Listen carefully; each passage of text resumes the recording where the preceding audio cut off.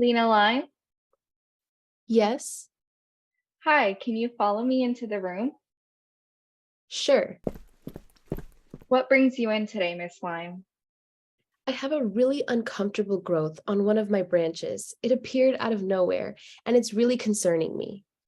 Okay, let's take a look. Well, we might have to order some lab tests to confirm, but it looks like you have the signs and symptoms of Witches Broom Disease. What? What is that? It sounds very concerning. Well, you can consider Witches Broom Disease to be a type of infection usually caused by bacteria, specifically called phytoplasmas, fungi, insects, and even herbicides. In other words, this disease causes the formation of branches and side shoots to form a bushy and broom-like appearance. Take a look at this health resource. Witches broom disease is an abnormal growth of leaves or branches in plants. This can cause the lateral side shoots to become stronger, which leads to broom-like appearance. For some plants, this disease may be a minor negative effect, and for others, it can lead to death. I really don't understand how this happened. I was careful. How did I get infected with witch's broom disease? Well, there's a lot of things that phytoplasma can affect, which result in witch's broom disease. Of course, this also depends on the type of plant you are. And in your case, however, you probably got bit by a leafhopper, which was infected with phytoplasma. The phytoplasma can then create protein in your cells that affect the expression of genes used for stem proliferation. Research done in lime trees in Oman found that leafhoppers were the main transmitter of phytoplasma bacteria. First, the leafhopper feeds on the stem, creating an opening. This allows the phytoplasma bacteria, which will be referred to as a bacteria strain, to be transferred from the insect to inside the plant.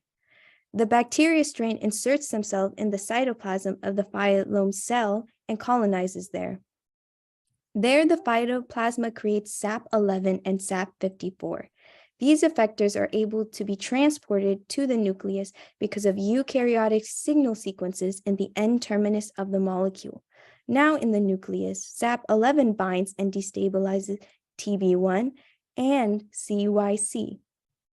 TB1 is a gene that encodes for a protein that negatively regulates tailoring and branching in cells. Once TB1 is repressed, this alters metabolism and balance of hormones auxin and stringolactone.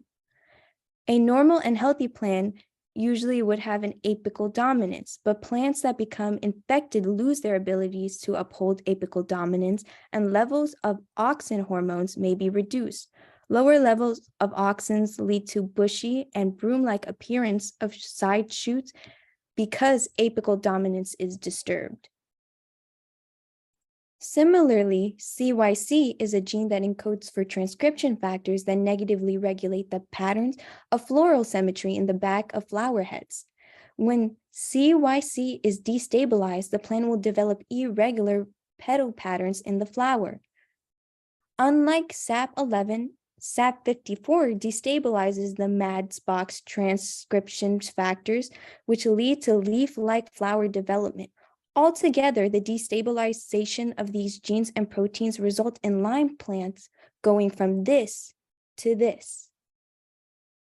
This is witch's broom disease in lime trees, where you have branch proliferation, small and lighter colored leaves, and low fruit yield or seed development. Unfortunately for the plants, studies concluded that leafhoppers tend to more frequently visit plants that exhibit witch broom disease. This allows the bacteria strain to be picked up yet again and transferred to another plant. What does this mean overall in terms of our population? Depending on how severe the cause and its symptoms are, these plants and trees can have mild to lethal effects. Witch's broom disease can lead to loss of crop yield that destroys large masses through its infection. Recently, there have been a significant loss of forest and shade ash trees in response to the disease, especially in white and yellow ash trees. One of the most notable outbreaks of witch's broom disease was in Brazil that started in 1989, where in approximately 3 years, 300,000 hectares of cacao in Bahia were consumed. This led to much crop yield loss, as almost 100% of the crops were destroyed and 75% of annual production was also gone to waste. Cacao beans are an important part of the economy in places like Asia, Africa, and Latin America. So this turned out to be a disastrous event whose implications affected farmers heavily. This ultimately led to overarching effects on the entire ecosystem as well. The luscious forests became dry and were cut down to become pastures. Fungicides and other biological agents were not as effective, but phytosanitary pruning was seen to be effective in the early stages of the disease when not widespread. By circulating the air and increasing sun exposure and removing dead and drying branches, these efforts were somewhat efficient.